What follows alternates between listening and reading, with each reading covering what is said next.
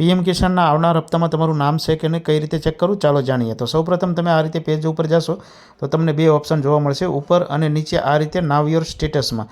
નાવ your સ્ટેટસમાં તમે અંદર જશો એટલે તમને એમાં માહિતી ફિલઅપ કરવાનું કહેશે, જેમાં તમારો રજિસ્ટ્રેશન નંબર નાખવો, કેપ્ચા નાખવો અને બાદમાં ઓટીપી જનરેટ કરી તમારું સ્ટેટસ તમે ચેક કરી શકો છો. અને બીજું આ રીતે નીચે પણ હશે, ત્યાં પણ જઈને પણ તમે રજિસ્ટ્રેશન નંબર નાખી તમે ચેક કરી શકો છો. અને બીજું છે બેનિફિશરી લિસ્ટ, જેમાં તમે આ માહિતી ભરશો એટલે તેમાં તમારું નામ છે કે નહીં તે તમે જાણી શકો છો.